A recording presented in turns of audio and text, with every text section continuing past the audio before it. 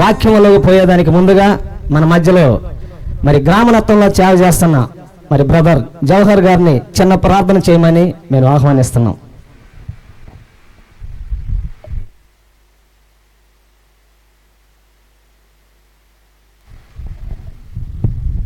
ప్రార్థన చేసుకుందామండి. తల వంచి కళ్ళు మూసుకుందాము. స్తోత్రం స్తోత్రం స్తోత్రం స్తోత్రం స్తోత్రం ప్రభువా, జీవాధిపతి యేసు ప్రభువా, రాజా, మీ యొక్క ఘనమైన నామానికి వేలాదిగా వందనములు, స్తుతులు, స్తోత్రములు నాయన. ఇదిగో ప్రభువా, జగత్తు పునాది వేయక ముందే కృపచేత మమ్మల్ని ఎన్నుకొని ఈ దినమున ప్రభువా మీరు మమ్మల్ని పిలిచి నీ నామం కింద సమకూర్చి ఇదిగో నాయన నీ నామం మహిమకై ఈ యొక్క తరుణాన్ని మీరు ఏర్పరచుకున్నందుకు మీకు స్తోత్రములు. ఇదిగో ప్రభువా, ఈ సమయంలో మరి శౌరి బాబు, మరి సంధ్య, మరి ఈ ప్రియుల యొక్క వివాహాన్ని ప్రభువా మీరు జరిగించుచుండగా నాయన ఇది ఒక ఘనమైన కార్యముగా మేము చూసేదానికి ఇక్కడికి వచ్చి ఉన్నాం ప్రభువా. మీరు జతపరిచే ఈ యొక్క ఘనమైన కార్యాన్ని ఎంతో ఆసక్తితో సమస్తములో కూడా నాయన అందరూ చూస్తూ ఉన్నారు ప్రభువా. దీన్ని మీ చేతులకు అప్పచెబుతున్నాము. మీరే ముఖ్య అతిథిగా ఉండి ఈ కార్యాన్ని చక్కగా జరిపించమని, నీకు మహిమకరంగా దీన్ని మార్చివేయమని, దీవెనకరంగా ఈ బిడ్డలిద్దరికీ ఈ కార్యాన్ని మీరు సమకూర్చమని, మరి వివాహాన్ని జరిపించుతున్న ప్రతి దైవజనునికి కూడి వచ్చిన అందరికీ కూడా నా ప్రభువా మీ యొక్క ఆశీర్వాద దీవెనలు, మీ యొక్క కృపాహస్తము తోడుగా ఉంచి సమస్తాన్ని మేలుతో మీరు ముగించమని యేసు పరిశుద్ధ నామం ముందు ప్రార్థించి అడిగి వేడుకుంటున్నాము గొప్ప తండ్రి, ఆమేన్.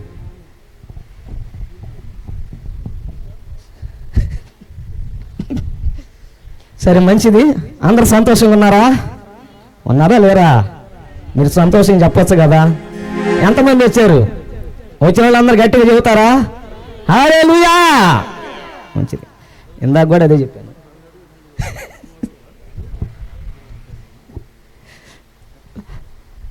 సరే, మంచిది. ఈ సమయంలో చెన్నైలో సేవ చేస్తున్న దైవజనులు, ముఖ్య ప్రసంగికులు పాస్టర్ ఎన్ ఐజక్ వసంత్ కుమార్ గారిని మరి వాక్య ప్రసంగం ఇచ్చేదానికి ఆహ్వానిస్తుండగా అందరూ ప్రార్థనాపూర్వకంగా ఉండవలసిందిగా ప్రభు పేరట మీకు మనవి చేస్తున్నాను.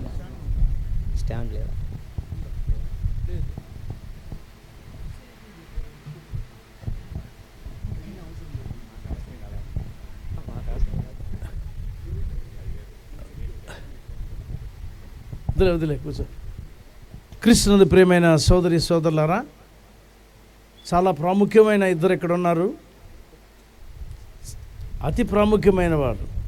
వాళ్ళు ఎవరో కాదు కానీ ఇక్కడున్న వరుడు వధువు, మరి సౌరిబాబు, సంధ్య. మంచిది. చాలాసేపు నేను తీసుకున్న టైం అయిపోయింది. మరి చాలామంది పాటలు పాడాలని ఆశపడుతున్నారు. మంచిదే, మీరందరూ పాడాలా, మేము కూడా వినాలా. టైం లేదు కనుక తర్వాత ఇష్టం లేదు టైంని. అప్పుడు చక్కగా మీరు పాడుదురు, ఎవరన్నా పాడవచ్చు. ఇంకొక మైక్ లేదా ఇక్కడ? ఇది నాకు ఇచ్చారు. వాక్యం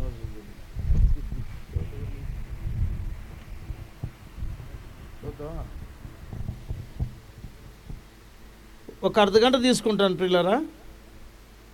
ఇప్పటికే 12 బావ అయింది. 12:45 ముగిచేదానికి చూస్తాను, సరేనా? ఎక్కువసేపు తీసుకుంటే సౌరిబాబు అంటాడు, ఇంకా ఎంతసేపు అయ్యా ఆయన చెప్పేది అంటాడు. అనవా? మంచిది. ఇద్దరు నాకు బాగా తెలుసు కనుక స్వతంత్రంగా నేను మాట్లాడుతున్నాను. మంచిది. దేవుని యొక్క వాక్యంలో నుండి మొట్టమొదట మనం చూసే వాక్యం ఏంటంటే, అందరికీ తెలిసిన వాక్యమే ఇది. ఆదికాండం 2వ అధ్యాయము 18వ వచనం.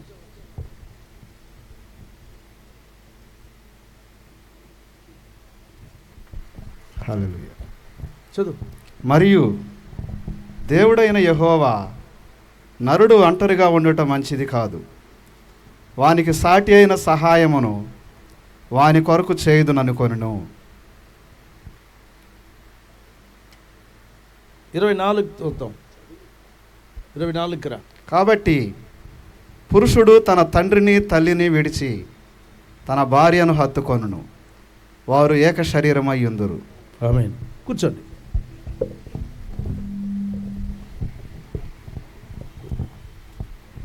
ఆఫ్ చేసేస్తారా? ఒక్క నిమిషం ప్రార్థించుకుందాం. ప్రేమ కలిగిన మా తండ్రి, ఇదిగో నీ వాక్యంలో నుండి జతపరచబడబోతున్న వధువరులకి మీరు మాట్లాడమని ప్రార్థిస్తున్నాం. మా అందరికీ కూడా నీ వాక్యం నుంచి మీరే మాతో మాట్లాడండి. పెళ్లి చేసుకోబోయే వాళ్ళు, చేసుకున్నవారు, చేసుకునే సంతోషం లేనివారు, చేసుకోబోయేవారు అందరితోనూ నీ వాక్యంతో మీరు పలకమని ప్రార్థిస్తున్నాం. సహాయం దయచేయండి, నడిపించండి. యేసుక్రీస్తు నామములో ప్రార్థించి వేడుకుంటున్నాం తండ్రి. ఆమేన్. మంచిది ప్రియులారా, ఆదిలో దేవుడు ఆదాముని చేసినప్పుడు ఆదాముని ఒంటరివాడిగానే చేశాడు. ఆయన్ని ఒంటరిగా ఉన్నాడు ఆయన. మీకు అందరికీ తెలుసు, చాలాసార్లు మీతో మాట్లాడి ఉన్నా నేను. మొదటి అధ్యాయంలో తన పోలికగానే దేవుడు ఆదాముని ఆత్మ మనిషిగా చేశాడు.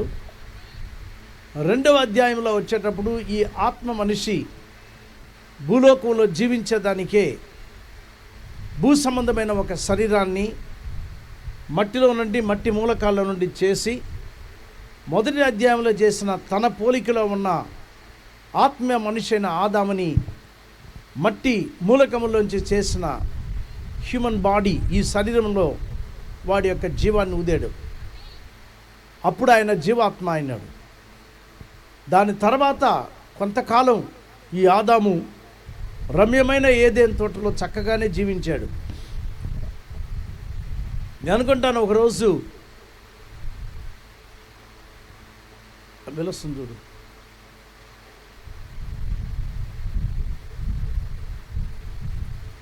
ఎవరికి అది ఆమెకా పెట్టట,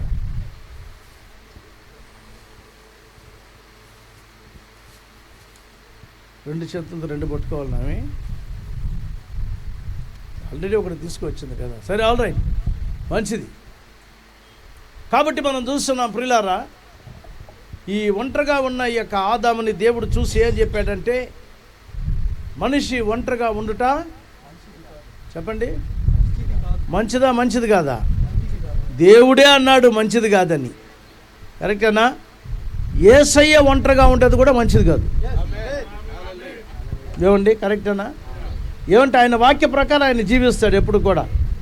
ఆయన ఒకటి మనకు ఒకటి చెప్పి ఆయన ఒకటి చేయడు. కాబట్టి ఆయన కూడా తన యొక్క వధువు కోసం కనిపెట్టుకొని ఉన్నాడు. ఎట్టా ఆదాము కొంతకాలం కనిపెట్టాడో తన భార్య కోసము, ఈ యొక్క రెండవ ఆదామైన, కడపటి ఆదామైన మన ప్రభు కూడా ఆయనకనే ఒక భార్య కావాలని కనిపెట్టుకొని ఉన్నాడు. ఆయన ఇంకా భార్య వచ్చినట్లే. ఆదాము కూడా చాలా కాలం ఉన్నాడు. ఎంతకాలం ఉన్నాడో మనకి తెలీదు. దాని తర్వాత అన్ని జంతువులను తీసుకొచ్చి ఆయన దగ్గర పెట్టి పేరు పెట్టమన్నాడు దేవుడు. అన్నిటికీ పేరు పెట్టాడు. పెట్టాడా? సూపర్ మ్యాన్ అన్నమాట ఆదాం. అన్ని పేర్లు పెట్టి ఏది మర్చిపోలే. అది గొప్ప కార్యం. పిల్లికి కోతిని పిలవలే, కోతిని నక్కాని పిలవలే. అన్నిటికీ ఏ పేరు పెట్టాడో అట్నే పిలిచాడు. నిజమేనండి? నిజమా కాదా? మీరు అక్కడి నుంచి నిద్రపోకూడదు. నేను అడుగుతా ఉంటే మీ ప్రశ్నలు మీరు చెప్తా ఉండాలి. ఈరోజు ఎట్టుంటారంటే, భర్త పెళ్లి చేసుకున్న తర్వాత భార్యని ఏమి ఉబ్బిపోయిన మాటలు మాట్లాడు, దాని తర్వాత దెయ్యమా అంటాడు. అంట సౌరి అనడాన్ని ఒక నమ్మకం నాకు. చాలామంది ఆ విధంగా పెళ్లి చేసుకున్నప్పుడేమో చాలా ఇంపైన మాటలు మాట్లాడతారు. తర్వాత కొంతకాలం మధ్య ఉసేయ్. నిజమేనండి? ఉందా లేదని లేని ఏమన్నా చెప్తే మీరు చెప్పండి సార్, అట్ట కాదు సార్ అని. ఎవరో ఒకరిలో లేండి ఆ విధంగా బాగుండేది. తక్కిన వాళ్ళందరూ జంతువుల కన్నా హీనంగా మాట్లాడు. నేను చెప్పాను, ఆదాము నక్కిని పిల్లి అని పిలవలే, పిల్లిని కోతి అని పిలవలే. భార్యను మాత్రం ఎట్టంటే మాట్లాడతారు. మర్యాద అనేది ఖచ్చితంగా ఉండాలి భార్యకి భర్తకి. సరే, ఎంత కార్యం ఏ విధంగా ఏట ఉన్నా కానీ ప్రియులారా, భార్యాభర్త విషయంలో ప్రేమ లేకుండా కుటుంబాన్ని కట్టలేరు. అర్థమైందా? ప్రేమ లేకుండా కుటుంబాన్ని కట్టలేరు. నేను సంపాదిస్తున్నాను, ఇదిగో చెయ్యి, అది కాదు కుటుంబం అంటే. ప్రభువైన యేసుక్రీస్తు మనం ఏం చేయకపోయినా మనల్ని ప్రేమించి సులువు మోసాడు. ఆయన ప్రాణాన్ని పెట్టాడు. మనమేమో చేసిన దానివల్ల కాదు, మన లోకంలో పుట్టేదానికి మునిపే సులువు మానిపోయిన సులువు మోసి రక్తాన్ని కార్చి ఆయన ప్రేమను బట్టి మనల్ని రక్షించుకున్నాడు. ఈ యొక్క వధువు ఎక్కడో ఉండింది కాదు, ఈమె ఆదాములో ఏ విధముగా ఆయన యొక్క భార్య ఉనిందో ఆ విధముగానే దేవునిలోనే ఆయన వధువు ఉనిందని ఎఫెసీ 1:4 చెప్తుంది. వచనం చదువయ్యా, అందరికీ తెలిసిన చదువు. 1:4 ఎఫెసీయులకు రాసిన పత్రిక.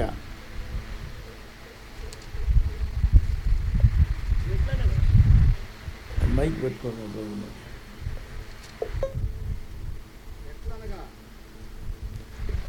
ఎట్లనగా తన ప్రియుని యందు తాను ఉచితముగా మనకు అనుగ్రహించిన తన కృపామహిమకు కీర్తి కలుగునట్లు తన చిత్త ప్రకారమైన దయా సంకల్పము చొప్పున యేసుక్రీస్తు ద్వారా తనకు కుమారులనుగా స్వీకరించుటకై మనలను ముందుగా తన కోసము నిర్ణయించుకొని మనము తన ఎదుట పరిశుద్ధులమును నిర్దోషులమునై ఉండవలెనని జగత్తు పునాది వేయబడక మునిపే ప్రేమ చేత ఆయన క్రీస్తులో మనల్ని ఏర్పరచుకొనెను.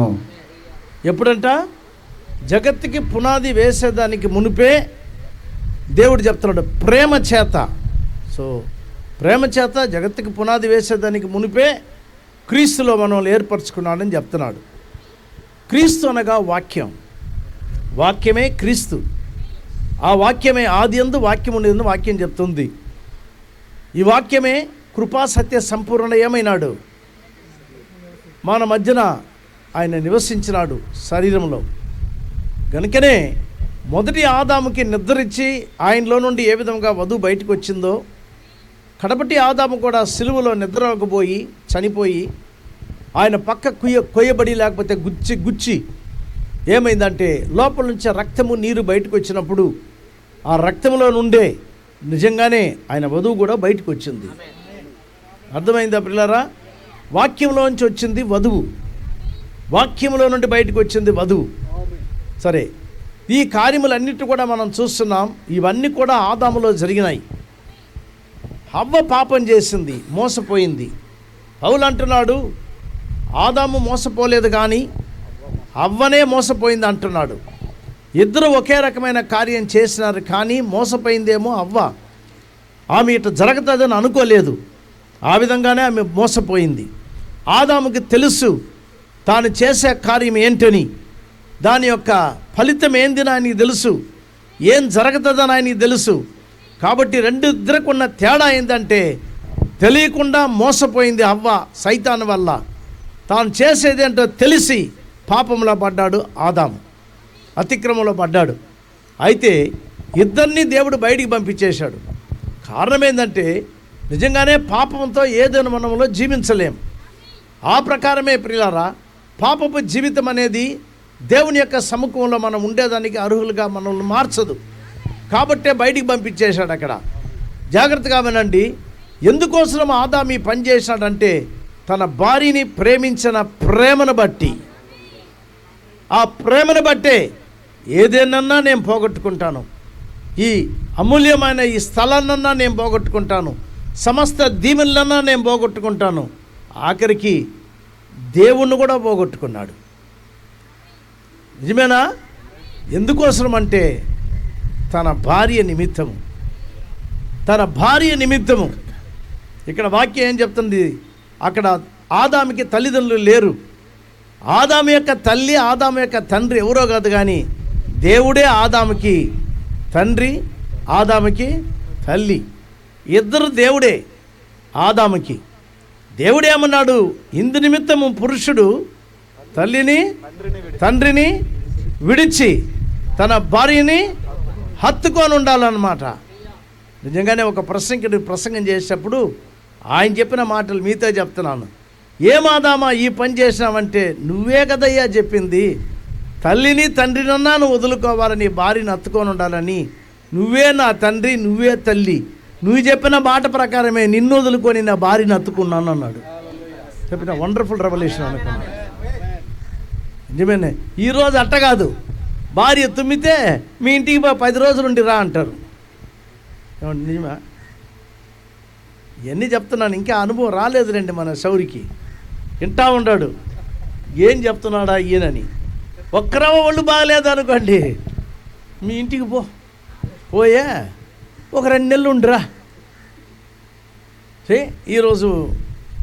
ఈరోజు పురుషులు అయితే ఆదాము అట్ట కాదు, పాపంలో పడిపోయింది. తను కూడా పాపి అయినాడు. ఎందుకు తన పాపి అయినాడంటే తన భార్యను కాపాడుకోవాలని. హల్లెలూయా. నేను ఈ ప్రసంగం చేయాలంటే 2 గంటల సేపు చేయాలా? కుదరదు, అందరూ తిడతారు పట్టుకొని నన్ను. బిల్లా ముగించేస్తాలేండి, నేను చెప్పిన ప్రకారం ముగిస్తాను. కాబట్టి భార్య భర్త వీళ్ళిద్దరూ సమకూడి ఒక కుటుంబం అయినప్పుడు, ఆ కుటుంబం నుండి మాత్రమే ప్రియులారా మీ యొక్క భవిష్యత్తులో మీ పిల్లలు కూడా అదే ప్రకారంగా జీవించబోతున్నారు. మిమ్మల్ని చూస్తారు, మీ యొక్క లైఫ్ స్టైల్ మీరు ఎట్ట జీవిస్తున్నారని, ఏ విధముగా నువ్వు ప్రేమిస్తున్నావని భార్యనని. దీని యొక్క రిఫ్లెక్షన్ అనేది ఇది బిడ్డలపైన ఏమవుతుందంటే ప్రతిబింబిస్తుంది. నీ క్యారెక్టర్, నువ్వు జీవించే జీవితం, నీ యొక్క భార్యతో నువ్వు మెలిగే కార్యములు, ఇవన్నీ బిడ్డల యొక్క జీవితం పైన ఖచ్చితంగానే ప్రతిబింబిస్తుంది. కాబట్టే భార్యాభర్తలు జీవించేటప్పుడు చాలా జాగ్రత్తగా మీ యొక్క భార్యని ప్రేమించి జీవించాలి. ఆ విధంగా జీవించినప్పుడు ఈ విధమైన కార్యాలు కుటుంబాన్ని మన సరైన విధానంలో మనం జీవించుకోవాలంటే దానికి దేవుడిచ్చిన రూట్ మ్యాప్, అనగా ఏ విధముగా మనం పోవాలన్న మ్యాప్ ఇచ్చినాడంటే దేవుని వాక్యమే ఆ మ్యాప్ అన్నమాట. మ్యాప్ అంటే అర్థం ఏంటి? మనకి దారి చూపించేది అది. మార్గం కాదు, మార్గాన్ని చూపిస్తుంది. అది మార్గాన్ని చూపించే పటము, మార్గాన్ని చూపించే డ్రాయింగ్, ఏదన్నా చెప్పచ్చు మీరు. దీన్ని మనిషి వదిలిన దాని వల్లనే ఈరోజు అనేక కుటుంబాలలో సమస్యలు. ఈ వాక్యాన్ని వదిలిన దాని వల్లనే విడాకులు. ఈ యొక్క వాక్యాన్ని ఎప్పుడైతే మనిషి దూరంగా పెట్టాడో, దాన్ని చదవకుండా పాటించకుండా వదిలిపెట్టాడో, దానివల్లనే కొన్ని వేల దాని ఏమంటారు డైవర్స్ కేసెస్, అంటే విడాకుల కేసులు ఎక్కువైపోయినాయి. అవును ప్రియులారా. అయితే మన జీవితానికి కుటుంబం అనేది అనేక విధమైన మెమరీస్, జ్ఞాపకాలను తీసుకొని వస్తుంది. మీ జీవితంలో జరుగుతున్న అనుభవాలన్నీ మీ యొక్క జ్ఞాపకంలో ఉంటాయి. వాక్యానుసారంగా నువ్వు నడిచినప్పుడు, వాక్యాన్ని ముందు పెట్టుకొని నడిచినప్పుడు, వాక్యం అంటే ఏంటో కాదు, వాక్యం అంటే దేవుడు. ఈ వాక్యానికి నీ సొంత తర్జుమా నువ్వు పెట్టేదానికి లే, నువ్వు ఎవరో చెప్పినారని చెప్పి తీసుకొచ్చి పెట్టేదానికి లే. ఎవరో చెప్పిన మాటలు విని కానీ విన్నావంటే దారి తప్పిపోతావు. కాబట్టే హవ్వ కూడా ఏం చేసిందంటే, భర్త లేని సమయంలో ఎవడో ఒకడు వచ్చి ఏదో చెప్పినాడు, దాన్ని విని సర్పం అన్నవాడు చెప్పిన మాట విని దానివల్ల నిజంగానే వాళ్ళు ఏదైనా వనాన్ని పోగొట్టుకొని బయటికి తరంపడ్డారు. ఈరోజు కూడా అంతే. నువ్వు ఎవరైనా సరే, నువ్వు ఎట్టాటి వాడివైనా సరే, వాక్యాన్ని తిరస్కరించి వాళ్ళు చెప్పినారు, వీళ్ళు చెప్పినారు, ఆయన్న చెప్పినాడు, ఈ తమ్ముడు చెప్పినాడు అంటే పనికిరాదు. వాక్యం ఏం చెప్పిందో దాన్ని వినాలా. వాక్యానికి సొంత తర్జుమా ఇచ్చేదానికిలే. నేను అక్కడ చదివినాను, ఇక్కడ చదివినాను అంటారు చాలామంది. మేము బైబిల్ కాలేజీలో చదివినామంటారు. గమాలియాలు కూడా బైబిల్ కాలేజీలో చదివి దేవుణ్ణే కొట్టేదానికి పోయినాడు. కాబట్టి నేను కాలేజీలో చదివినాను, ఇది చదివినాను అని చెప్పి ఆఖరికి పోయి ఆ యొక్క సౌలు చేసినట్టు, ఏమండి ప్రభుయే అన్నాడు ఆఖరికి, ఎందుకురా నువ్వు నన్ను కొడుతున్నావు అన్నాడా లేదా? ఎందుకు నన్ను హింసిస్తున్నావు అన్నాడు. కాబట్టి ఎక్కడో కాలేజీలో చదివిన దానిలో దేవునికి ఇంపైన సేవ చేస్తామని మాత్రం అనుకోబాకండి, కళ్ళ కూడా అనుకోబాకండి.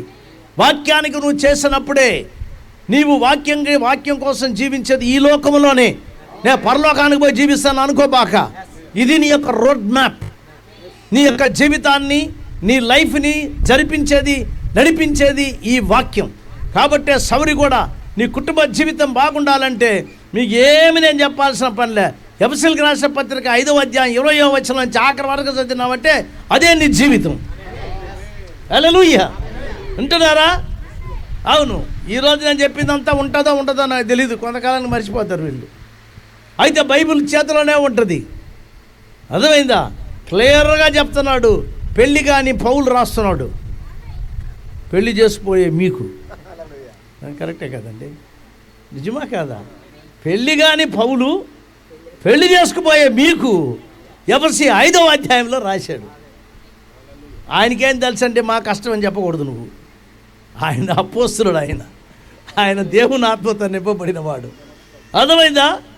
కాబట్టే ఆయన రాసిన కార్యాలను మనం చదివితే చాలు, దాంట్లో ఉండింది చదివితేనే చాలు నీకు. ఈయన మళ్ళీ ప్రసంగాలంతా బల్లే. ఇప్పటికే 15 నిమిషాలు అయిపోయినాయి. వింటున్నావు సంధ్య? చదివావా ఎప్పుడన్నా? ఎఫెసీ 5వ అధ్యాయం చదివి ఉందంట. నువ్వు చదివావా? మంచి పిల్లకాయలు మీరు ఇద్దరు చదివినారు. సరే చేస్తారా మరి? అది ఆ ప్రకారమే సరే తీసుకోండి. 5వ అధ్యాయాన్ని, ఎఫెసీ 5.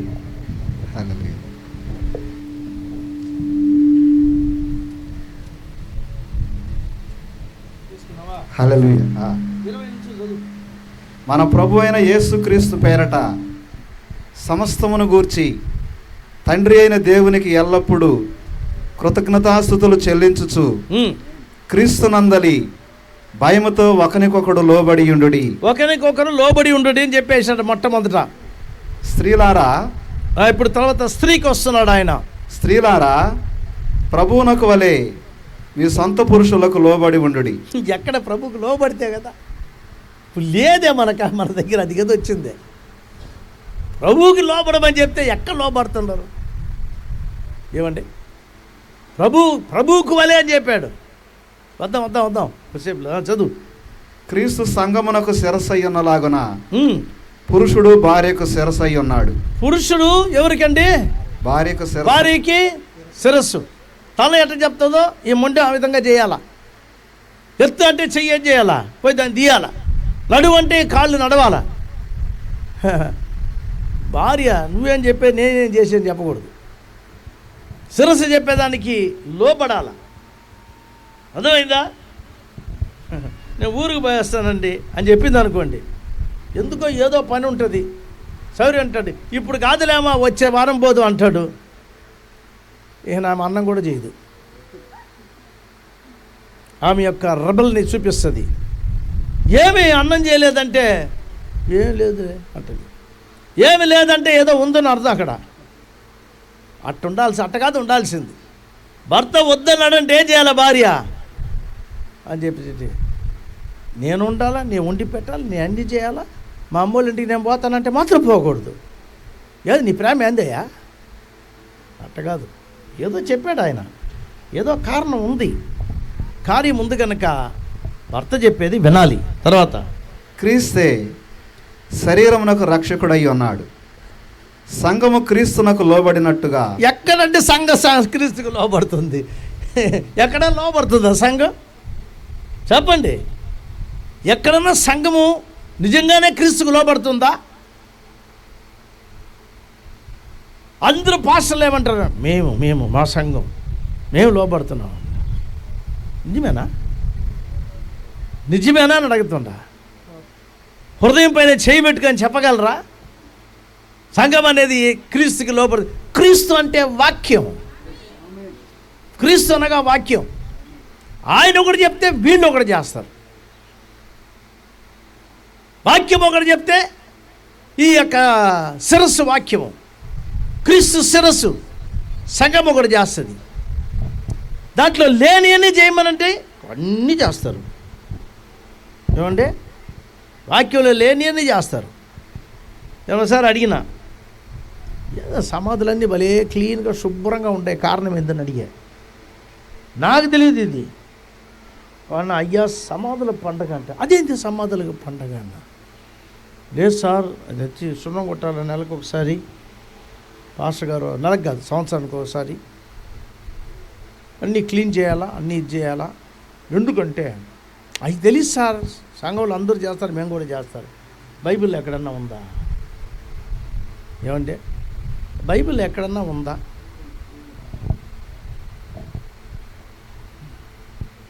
ఇవాళ చాలా ఉన్నాయి, చాలా ఉన్నాయి. సమీపంలో మన ఈ క్రైస్తవ లోకమంతా పూజ చేసేది పూజలు. ఏం పూజ?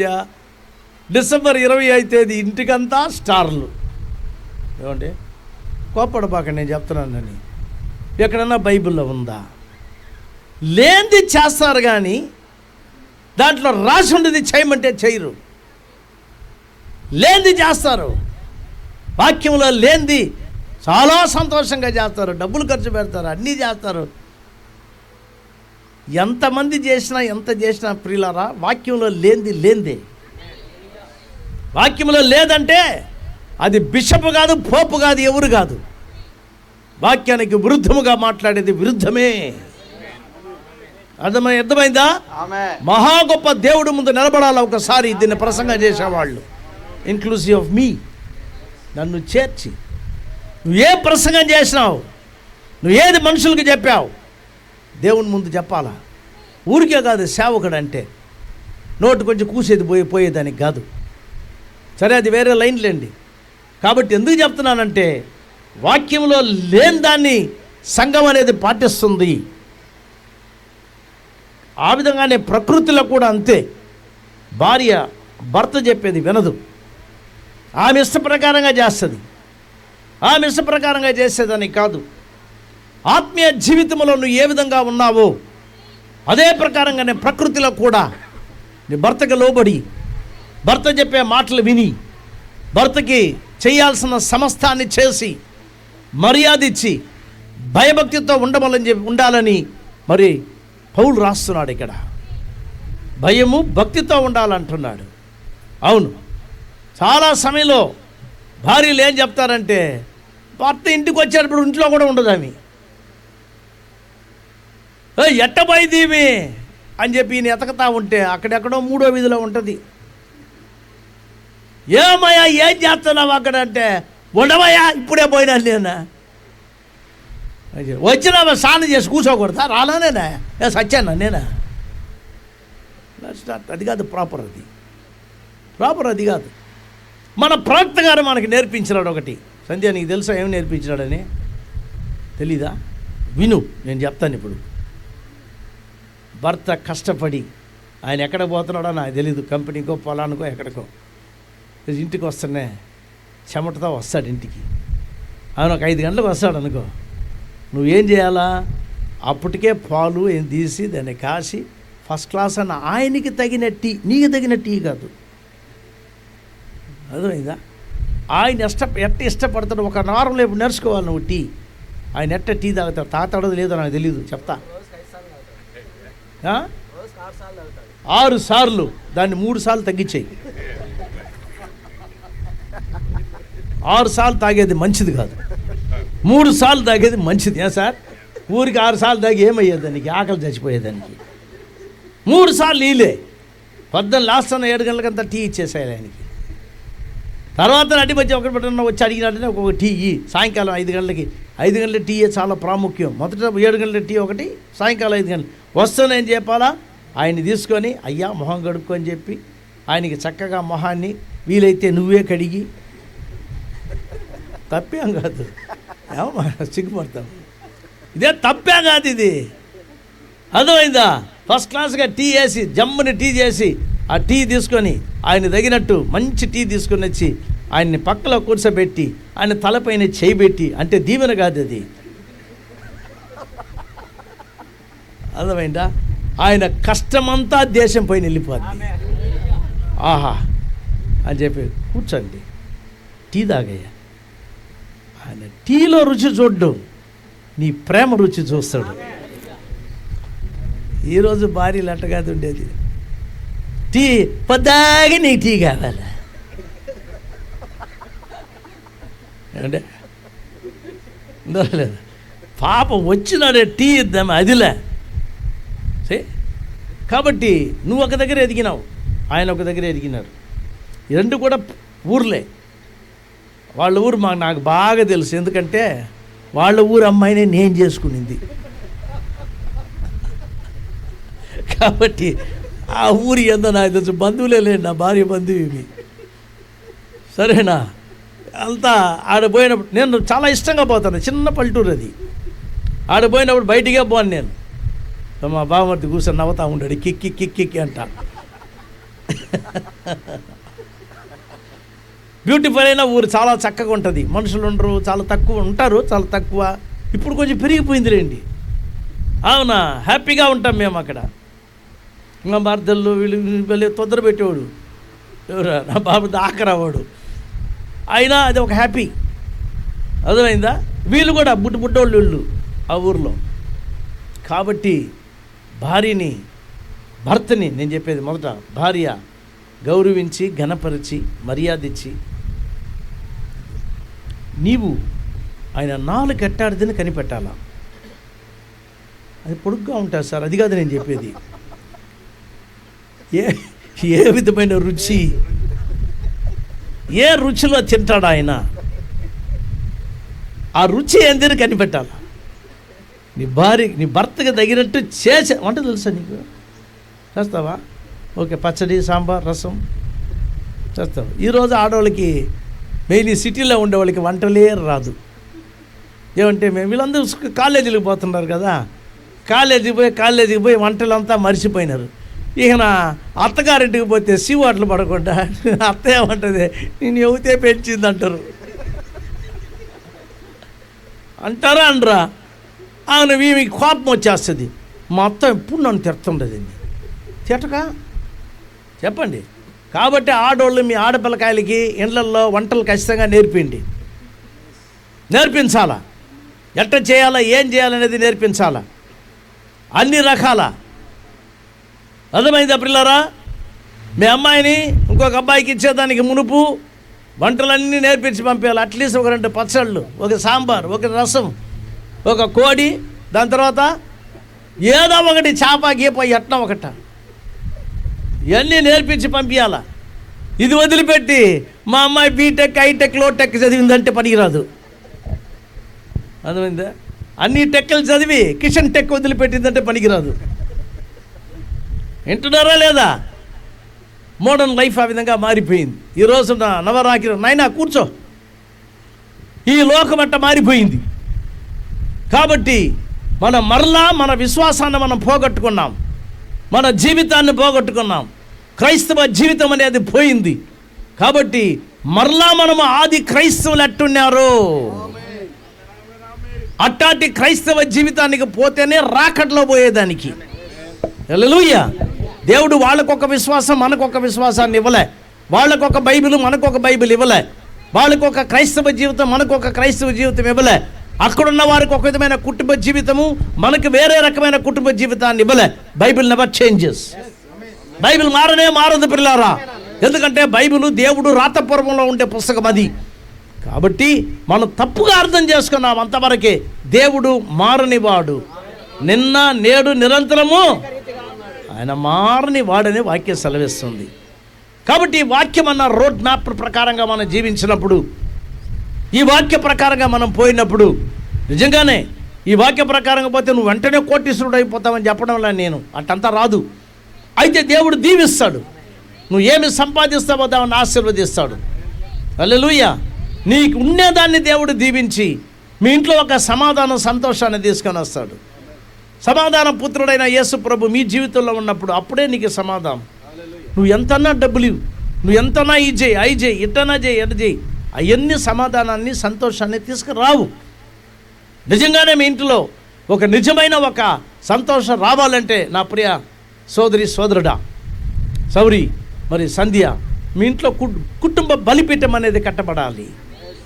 కుటుంబ బలిపీఠం కట్టడం అంటే ఏంటో కాదు, ఇది రాళ్ళు తీసుకొచ్చి కట్టేది కాదు. అది మీ ఇద్దరు మోకాళ్ళ నుండి ప్రార్థన చేసేది. ఆమేన్.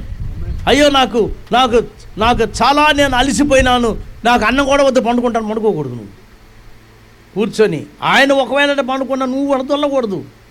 ఏమని అండే లేయండి అని చెప్పి లేపాలా. లేపి ఇద్దరు కూర్చొని ప్రార్థన చేసి, వాక్యం చదివితే మేలు, ప్రార్థన చేసి, నువ్వు చేసి, ఆయన చేసి, దాని తర్వాత భోజనం చేసి, తర్వాత హ్యాపీగా పండుకున్నారంటే పీడకలలు, చెడ్డకలలు రావు. ఏమంటే నిజమా కాదా? చాలామంది నా దగ్గర వచ్చి అడుగుతారు, పాస్టర్ గారు ఒకే చెడ్డకళ్ళు. నువ్వు అసలు ప్రార్థన చేస్తున్నావా?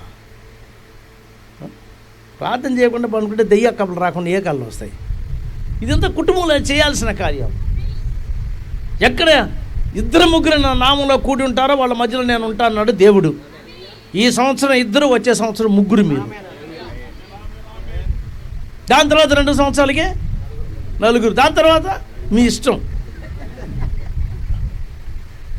ఏమంటే ముగ్గురో, నలుగురో, 5గురో? నేను చాలా ఆశపడినా ఒక 1/2 డజన్ పిల్లకాయలన్నా నాకు ఉండాలని. ఆ డాక్టర్ ఆ మనిషి ఏదో చేసేసింది. ఈరోజు మనుషులు అంటే పెట్టుకునేది ఒక్కరుంటే చాలు. ఏమంటే ఒక్కరుంటే చాలు అంటున్నారు. No no no no. దాని తర్వాత 2 అన్నారు. నేనేమంటాను, 3 పైనే ఉండాలా.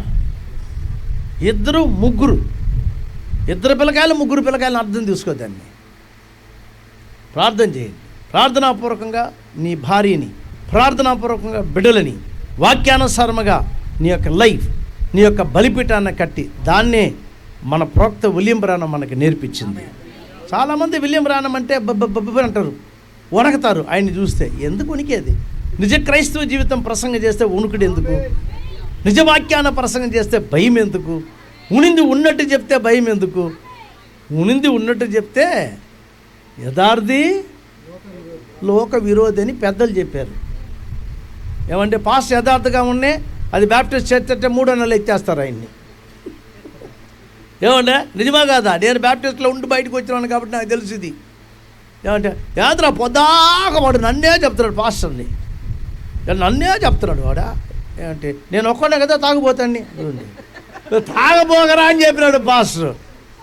తాగబోగని చెప్తే అదే సారాయి. అవునండి, వెంటనే పాస్టర్ని పనిలోంచి ఎత్తేసేది. ఇది ఏమైనా బాగుందా ఇది? తర్వాత నేనే చెయ్యి, ఇది చర్చి కాదు, దీంట్లో దేవుడు లేడని బయటకు వచ్చేసి. అవును ప్రియులారా, దేవుడి నామంలో మీరు బాప్టిజం పొందారు. యేసుక్రీస్తు నామంలో పరిశుద్ధాత్మతో నింపబడండి, వాక్యానుసారంగా జీవించండి. దేవుడు తన సంఘాన్ని ప్రేమించి సిలువ మోసి తన ప్రాణాన్ని ఎట్టబెట్టాడో ఆ ప్రకారమే నీ యొక్క అవసరతల కన్నా నీ భార్య అవసరత చాలా గొప్పగా ఉండాలి. ఎందుకంటే నీ భార్య అర్థమైందా, బలహీనరాలు. ఏమన్నారంటే వీకర్ వెజల్, బలహీనమైన కట్టమన్నారు. దాన్ని ఆయన బలహీనరాలు అని చెప్పా. బలహీనరాలు అంటే ఎట్లుండే అది కాదు, ఆత్మీయంగా బలహీనరాలు అంటే ఏమన్నా అన్న నువ్వు ఆడు ఆమె ఏడు చేస్తుంది. బలహీనరాలు. సంఘం కూడా బలహీనమైందే. వాక్యాన్ని పట్టుకున్నప్పుడు మాత్రమే శక్తి, బలము అంతా వస్తుంది. ఈరోజు శిరసైన వాక్యాన్ని వదిలిపెట్టి సంఘము ఎక్కడికో పరిగిస్తుంది. ఏదేదో పండగలు చేసుకుంటా. అది కాదు మనకు కావాల్సింది. పరలోకంలో ఇట్లాంటి పండగలు ఉండవు. పరలోకంలో ఉండదు కూడా వాక్యమే. ఆమేన్. మిమ్మల్ని ఇప్పుడు జతపరిచి మీరు పెళ్లి చేసిన తర్వాత ఇదండి మీరు అవతల గట్టులో ఏందబ్బా ఆయన ఇప్పుడే అవతల గట్టు అంటున్నాను అనుకోబాక. కొందరికి నచ్చదు ఈ విధంగా మాట్లాడితే. నీ భార్య చేయబట్టుకొని మీ ఇద్దరు దట్ కారిడార్ ఆఫ్ హెవెన్, పరలోకమైన ఆ యొక్క కార్యంలో మీరు కూడా నడిచిపోవాలి. నీ పక్కలో నీ భార్య ఉండాలి. అర్థమైందా? మీ పిల్లలు మీతో రారు, వెనకాల వస్తారు. మీ కొడుకు పుట్టిన వాడి భార్యతో ఆమె వస్తారు, వాళ్ళు వస్తారు. కూతురుంటే ఆమె భర్తతో వాళ్ళు వస్తారు. మీరు ఇద్దరు కూడా చేతులు పట్టుకొని ఇంకా కొంచెంసేపట్లో మీ చేయి పట్టిపోతున్నాం. ఆ చేయి పట్టుకునేది అనేది అవతల గట్లో కూడా మీరు నడిచిపోవాలి. ఇక్కడ మాత్రమే కాదు, మీరు అట్లా పోవాలంటే వాక్యమే మీ జీవం, వాక్యమే మీ లైఫ్. పరిశుద్ధాత్మతో నింపబడిన జీవం, వాక్యంతో నింపబడిన జీవితం, క్రీస్తు మనసు. ఇదంతా బైబిల్లో ఏమి రాయబడిందో ఇవన్నీ ఎవరు చేస్తున్నారో చేయలేదు, అది కాదు, మీరు చేయండి. అర్థమైందా? భర్త ఇంటికి వస్తేనేమి ఇవ్వాలా? బెస్ట్ టీ ఇవ్వాలా. ఆయన 6 టీలు అంటే 3 టీలుగా తగ్గించేసేయి. మంచి ఆహారం చేసేదానికి నువ్వు చేస్తావు, నాకు తెలుసు, సరేనా? మంచి ఆహారం చెయ్యి, ఆయనకి పెట్టు, ఉనిందే చెయ్యి. ఏది ఆయన కొనిస్తాడో దాన్ని చెయ్యి, సరేనా? లైఫ్ పోను దేవుడు దీవిస్తాడు. సంతోషంగా మీరు ఉంటారు, హ్యాపీగా ఉంటారు.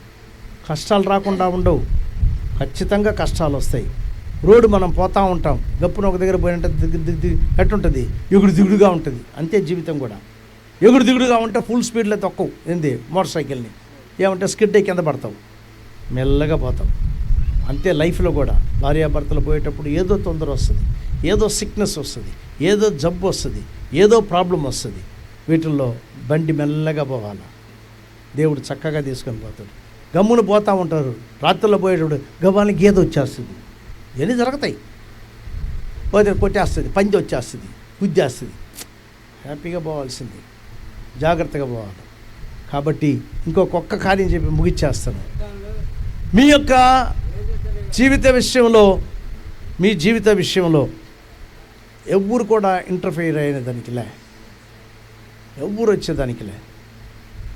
నీవు నీ భార్యకి శిరస్సు. You have to take your own decisions.